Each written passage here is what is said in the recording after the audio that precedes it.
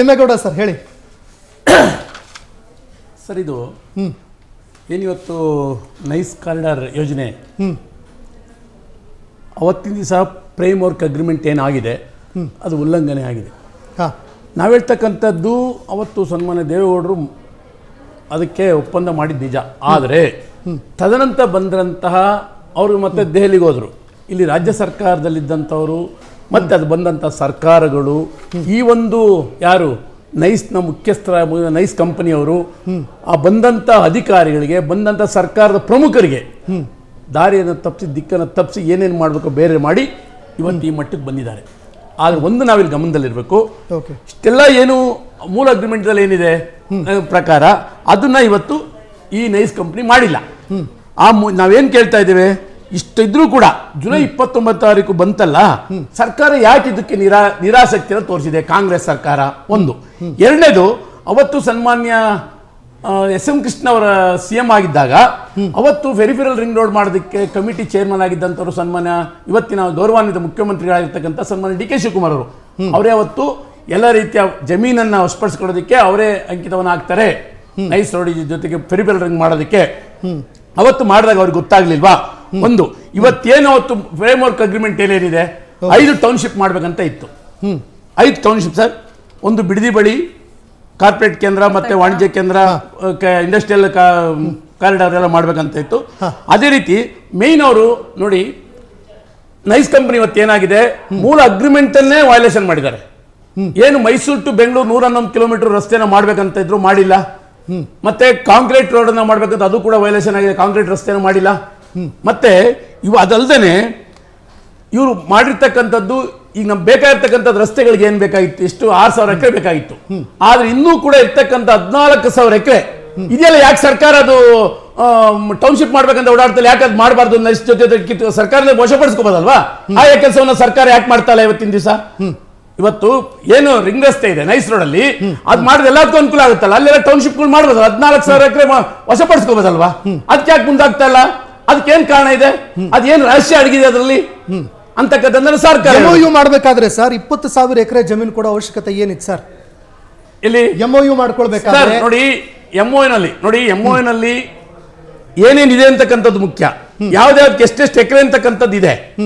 5 ಏನ್ ಟೌನ್ಶಿಪ್ಗಳಿದಾವೆ, ಅದಕ್ಕೆ ಎಷ್ಟೆಷ್ಟು ಎಕರೆ ಅಂತ ಲೆಕ್ಕ ಕೂಡ ಇದೆ. ಮತ್ತೆ ರಸ್ತೆಗಳಿಗಿದೆ.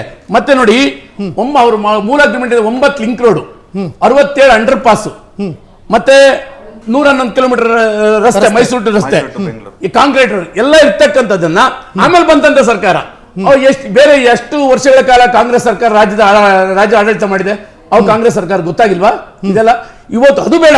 ಇವತ್ತು ಸರ್ಕಾರ ಕೋರ್ಟ್ ಹೇಳಿದ್ರು ನೋಡಿ ಸರ್, ಕೋರ್ಟ್ ಹೇಳಿದ್ರು ಕೂಡ ಇವತ್ತು ಸರ್ಕಾರ ನಿರಾಸಕ್ತಿ ತೋರಿಸ್ತಾ ಇದೆ ಅಂತಂದ್ರೆ ಇದರ ಬಗ್ಗೆ ಸರ್ಕಾರ ಏನ್ ಹೇಳುತ್ತೆ? ಒಂದು, ನಮ್ಮ ಕೇಂದ್ರ ಸರ್ಕಾರ ಸಚಿವರಾಗಿರ್ತಕ್ಕಂಥ ಕುಮಾರಸ್ವಾಮಿ ಅವರು ಹೇಳಿದ್ರು, ಹೌದು ಕಟ್ಬೇಡಿ ಅಂತ, ಇವನು ವಕ್ತಾರ ಹೇಳ್ತಾರೆ ಕಟ್ಬೇಡಿ ಅಂತ ಹೇಳ್ಬಿಟ್ರಿ ಅಂತ ಹೇಳಿ. ನಾಚಿಕಾಗಬೇಕು. ಅಧಿಕಾರ ಇರ್ತಕ್ಕಂಥ ಸರ್ಕಾರ ಜನರಿಗೆ ಅನುಕೂಲ ಆಗೋ ರೀತಿ ನಡ್ಕೋಬೇಕಾ? ಇವತ್ತು ಅಲ್ಲಿ ಹೋರಾಟ ಮಾಡಿ 2 ಬಾರಿ ಮೈತ್ರಿ ಸರ್ಕಾರ ಬಂತಲ್ಲ ಸರ್ ತಮ್ಮದು, 2 ಬಾರಿ ಮೈತ್ರಿ ಸರ್ಕಾರ ಬಂತು, ರದ್ದುಪಡಿಸಿಲ್ಲ. ಅವಾಗ ಸನ್ಮಾನ್ಯ ಕುಮಾರಣ್ಣವರು ಮುಖ್ಯಮಂತ್ರಿಗಳಾಗಿದ್ದಾಗ ಇದೆಲ್ಲ ಕೋರ್ಟಲ್ಲಿ ಇತ್ತು ಸರ್. ಕೋರ್ಟಲ್ಲಿ ಇದ್ದಾಗ ಹೇಗೆ ಮಾಡಕ್ಕಾಗುತ್ತೆ ಸರ್? ಎಷ್ಟು ಕೇಸ್ ಇದೆ ಕೋರ್ಟಲ್ಲಿ ಇತ್ತು. ಕೋರ್ಟಲ್ಲಿ ಇದ್ದಾಗ ಏನಾದ್ರು ಮಾಡ್ಲಿಕ್ಕಾಗ್ತಾ? 2007ರಲ್ಲಿ ಕುಮಾರಣ್ಣನವರು ತಗೊಳ್ಳೋದು ನೋಡು, ಅದು ಕೋರ್ಟಲ್ಲಿ ಇತ್ತು ಸರ್. ಕಟ್ಟಬೇಕಾಗಿರೋದು CC ರಸ್ತೆ ಸರ್, ಡಾಂಬರೀಕರಣ ಮಾಡ್ಕೊಂಡು ಕೂತಿದ್ದಾರೆ ಅವರು.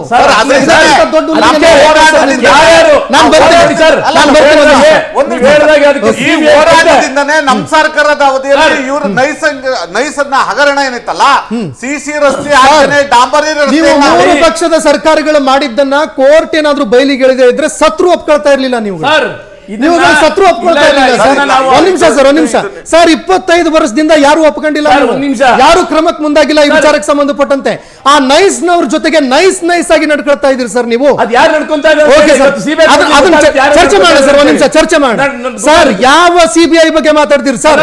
Question paper leak sir, question paper ಯಾವ ಬ್ಲಾಕ್ ಲಿಸ್ಟೆಡ್ ಕಂಪನಿಗಳಿದಾವೆ ಅದೇ ಕಂಪನಿ ಕೊಟ್ಟು ಆ ಕಂಪನಿಯ ಯಾರ್ಯಾರು ಇದು ಕ್ವಶನ್ ಪೇಪರ್ ಲೀಕ್ ಔಟ್ ಮಾಡಿದ್ರಲ್ಲ ಅವ್ರ ವಿರುದ್ಧ ತನಿಖೆ ಆಯ್ತು ಸರ್. ಅವ್ರು ಕ್ಲೀನ್ ಚಿಟ್ ಪಡ್ಕೊಂಡು ವಾಪಸ್ ಹೊರಗಡೆ ತಿರುಗಾಡ್ತಾ ಇದ್ದಾರೆ ಸರ್.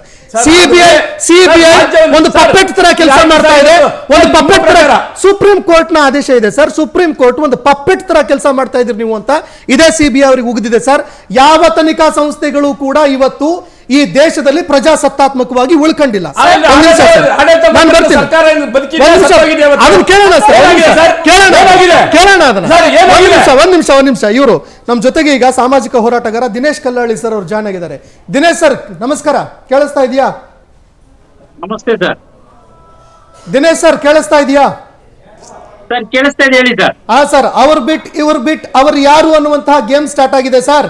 25 ವರ್ಷ ಆಯ್ತು. ರೈತರನ್ನ ಇದನ್ನ ಕೇಳಿದ್ರೆ ಅವ್ರನ್ನ ಬಿಟ್ಟು ಇವ್ರನ್ನ ಬಿಟ್ಟು ಅವ್ರು ಯಾರು ಅಂತ ನಾವೆಲ್ಲಪ್ಪ ಹೇಳೋಣ? ನಮ್ಮ ಜೀವನನೇ ಮೂರಾಬಟ್ಟಾಗಿದೆ ಅಂತ ಜನರು ಹೇಳ್ತಾ ಇದ್ದಾರೆ ಸರ್.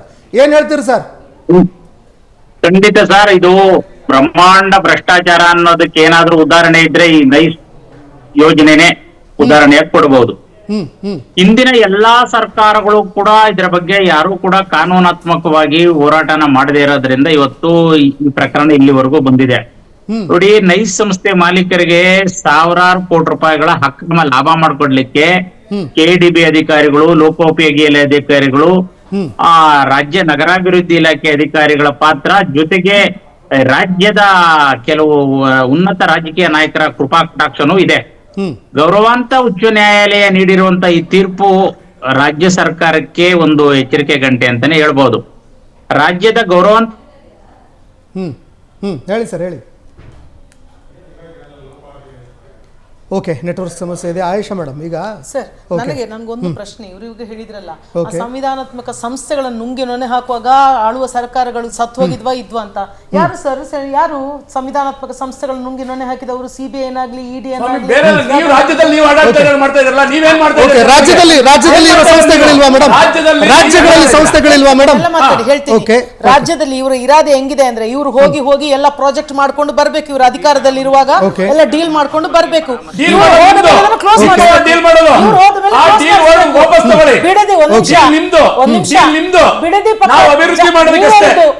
ಬಿಡದಿ ಪಕ್ಕ ಇನ್ನೊಂದು ಪ್ರಾಜೆಕ್ಟ್ ಇತ್ತು ಅಂತ ಹೇಳಿದ್ರೆ ಯಾವ್ದದು ನೋಡಿ? ನೀವು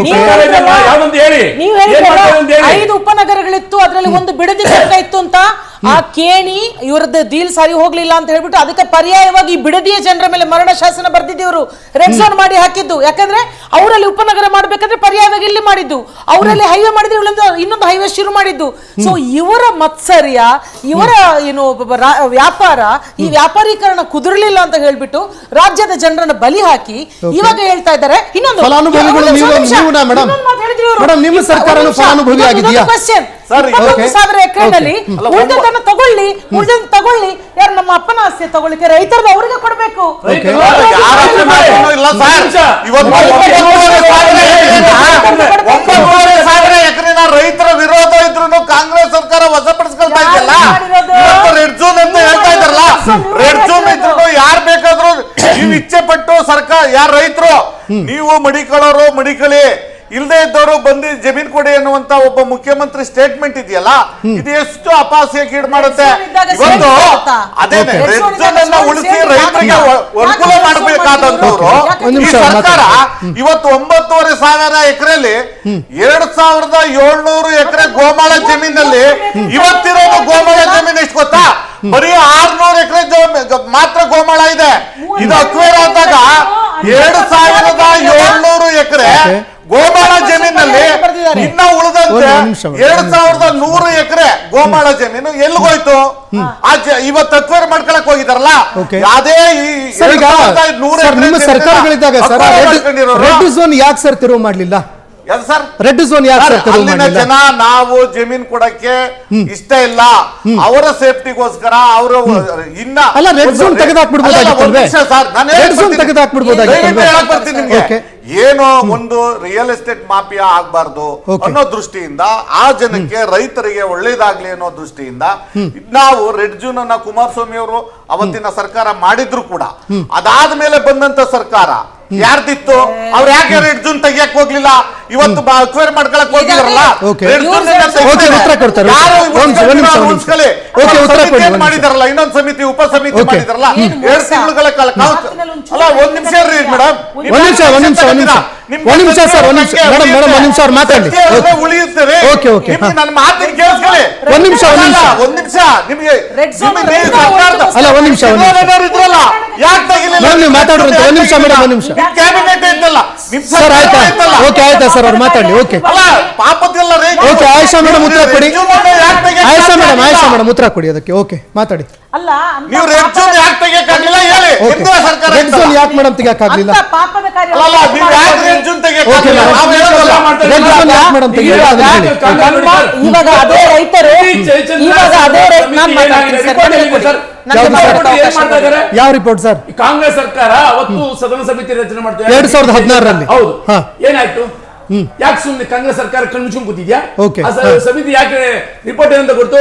ಅವತ್ತು 3 ರಿಂದ 4 ನೋಡಿ, ಕೋಟಿ ಅದರ notification ಒಂದು ನಿಮಿಷ ಹೇಳ್ತೀನಿ. ಒಂದು ದಿವಸಕ್ಕೆ 3 ರಿಂದ 4 ಕೋಟಿ ಕಲೆಕ್ಷನ್ ಆಗ್ತಾ ಇದೆ.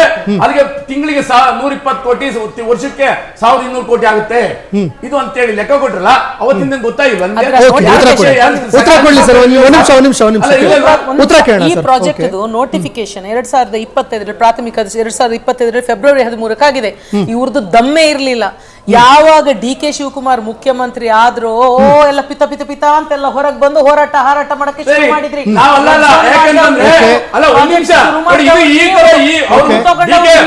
ಸ್ವಾಮಿ ಯಾವಾಗ ಆಗಿದ್ದು? ಉಪಮುಖ್ಯ ನೋಡಿ ಸರ್, ಒಂದು ಅರ್ಥ ಮಾಡ್ಕೋಬೇಕು. ಅಲ್ಲಿ ರೈತರು 525 ಹೋರಾಟ ಮಾಡ್ತಾರೆ, ನಾವು ಸಪೋರ್ಟ್ ಮಾಡ್ತಾ ಇದ್ದೀವಿ. ಒಂದ್ ನಿಮಿಷ ಉತ್ತರ ಕೊಡ್ಲಿ ಸರ್. DLF ಎನ್ನುವ ಸಂಸ್ಥೆ ಜೊತೆ ಖಾಸಗಿ ಸಂಸ್ಥೆ ಜೊತೆ ಒಪ್ಪಂದ ಮಾಡ್ಕೊಂಡು 400 ರೂಪಾಯಿ ಕೋಟಿ ತಗೊಂಡು ಇದೆ ಕುಮಾರಣ್ಣ. ಡೆಪಾಸಿಟ್ ಮಾಡಿಸಿ ಸರ್ಕಾರಕ್ಕೆ. ಆಮೇಲೆ ಅವರು ಓಕೆ, ನಾನು ಬರ್ತೀನಿ ಸರ್. ಒಂದ್ ನಿಮಿಷ ದಿನೇಶ್ ಕಲ್ಲಹಳ್ಳಿ ಅವ್ರು ಮಾತಾಡ್ತಾರೆ. ದಿನೇಶ್ ಕಲ್ಲಹಳ್ಳಿ ಸರ್, ಡೆಪಾಸಿಟ್ ಮಾಡಿಸಿದ್ದು ದಿನೇಶ್ ಕಲ್ಲಹಳ್ಳಿ ಸರ್, ದಿನೇಶ್ ಕಲ್ಲಹಳ್ಳಿ ಸರ್, ಒಂದ್ ನಿಮಿಷ. ಈಗ ಇವತ್ತಿಗೂ ಕೂಡ ಅಲ್ಲಿ ಟೋಲ್ ವಸೂಲಿ ಆಗ್ತಾ ಇದೆ ಸರ್. ಕೆಲವು ಗೂಂಡಾಗಳನ್ನ ಇಟ್ಕೊಂಡು ಅವ್ರನ್ನ ಯಾರನ್ನು ಕೂಡ ಟೋಲ್ ವಸೂಲಿ ಮಾಡೋರು ಅಂತ ಹೇಳಲ್ಲ ನಾನು. ಗೂಂಡಾಗಳವರೆಲ್ಲೂ ಕೂಡ ಕಳ್ಳರು. ಆ ಕಳ್ಳರನ್ನ ಇಟ್ಬಿಟ್ಟು ಅಲ್ಲಿ ದಿನವೂ ಕೂಡ ಹಗಲು ಬೆಳಗಾದ್ರೆ ಸಾಕು ಅಲ್ಲಿ ನಮ್ಮ ಜನರನ್ನ ಸುಲಿಗೆ ಮಾಡೋದಕ್ಕೆ ಅಂತ ಕಳ್ಳರು ಕೂತಿದ್ದಾರೆ ಸರ್. ಈ ಕಳ್ಳರನ್ನ ಬಂಧಿಸಿ ಒಳಗಡೆ ಹಾಕೋರು ಯಾರು? ಇದಕ್ಕೆ ಫುಲ್ ಸ್ಟಾಪ್ ಹಾಕೋರು ಯಾರಂತ ಸರ್? ಹೇಗೆ ನಡೀತಾ ಇದೆ ಅಲ್ಲಿ ಸುಲಿಗೆ? ಸರ್, ಈಗ ಇದು ಹಗಲು ದರೋಡೆ ಸರ್. ರಾಜ್ಯ ಸರ್ಕಾರದ ಕೃಪಾ ಪ್ರೋಷಿತ ಹಗಲು ದರೋಡೆ ಸರ್.